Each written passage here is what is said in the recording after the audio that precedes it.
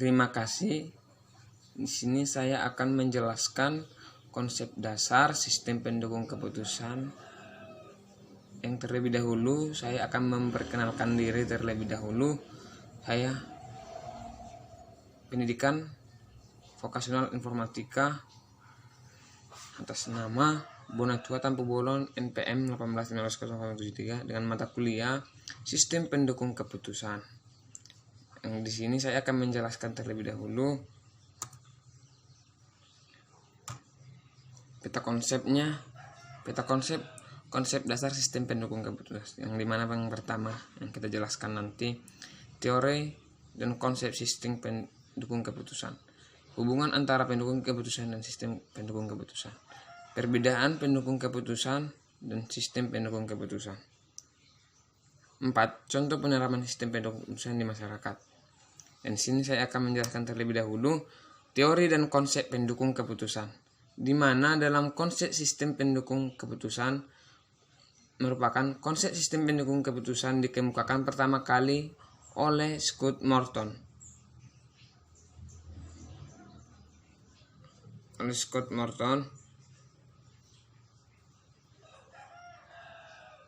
Pada tahun 1971 di Turban 2001, beliau mendefinisikan cikal bakal SPK tersebut sebagai sistem berbasis komputer yang interaktif yang membantu pengambilan keputusan dengan menggunakan data dan model untuk memecahkan persoalan-persoalan tak terstruktur. Sedangkan pada SPK dibuat sebagai reaksi atas ketidakpuasan terhadap Transaction Processing System ataupun TPS dan Manajemen Informasi Sistem atau MIS.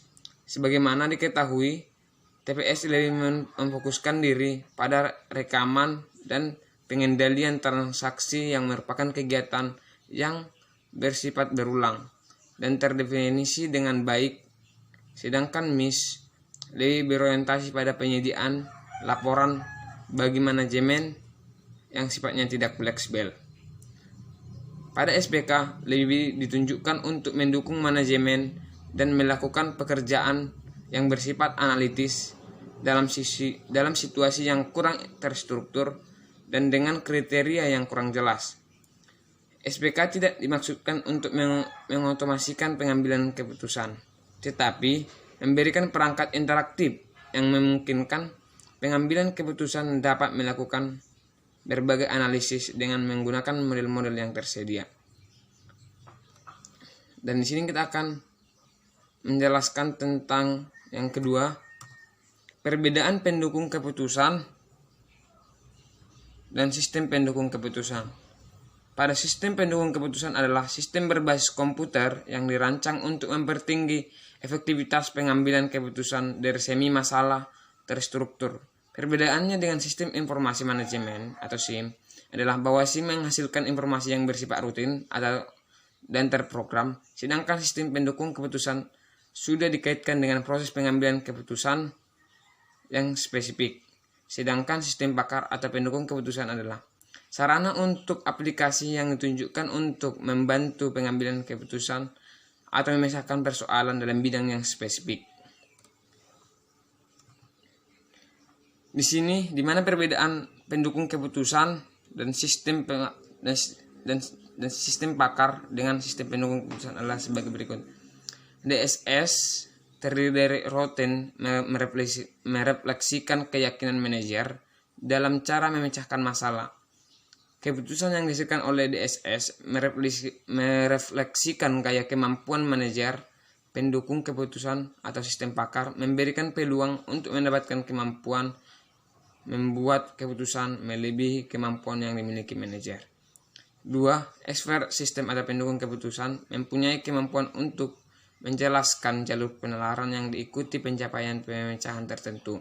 3. DSS menggunakan database, sedangkan S menggunakan chronology base. 4. DSS berbasis pada pemodelan, sedangkan experience system berbasis pada konsultasi. 5. Dalam pemecahan masalah, experience system lebih dipilih daripada DSS.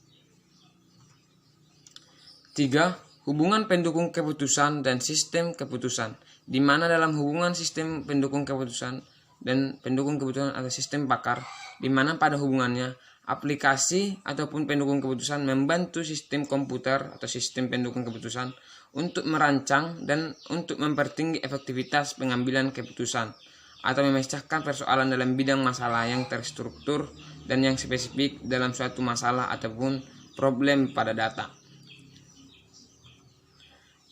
4. Contoh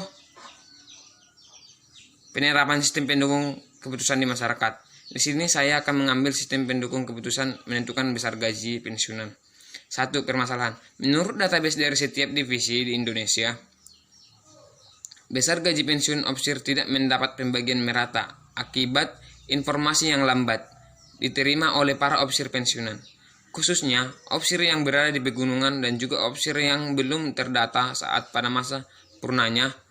Hal ini menjadi gejolak dan menjadi permasalahan yang serius yang dialami oleh Balak Keselamatan. Penyelesaian. Untuk mengatasi masalah hal ini, beberapa hal yang perlu diperhatikan seperti berikut. Penyampaian. Untuk setiap opsir yang baru mendaftar sebagai pensiunan, agar menyertakan nomor handphone dan email agar setiap penyampaian gaji tersampaikan. 2. Buku tabungan. Setiap opsir pensiun pada saat tanggal penerimaan gaji langsung ditransfer ke dalam rekening masing-masing. 3. Umur pelayanan. Setiap opsir pensiun memiliki pengalaman yang berbeda-beda, maka semakin lama pelayanan, maka nilai pensiunnya bertambah. Dalam hal ini, bisa terhitung dari perangkat terakhir yang dimiliki. Dari kriteria tersebut, sistem pendukung keputusan penentuan dari kriteria di atas, sistem pendukung keputusan penentuan pendapatan gaji pensiunan opsir, maka opsir akan menerima gaji setelah memenuhi syarat untuk dapat menerima gaji opsir. Terima kasih. Selamat siang. Saya ucapkan terima kasih. Kalau ada kata-kata yang salah, saya mohon maaf. Saya ucapkan terima kasih.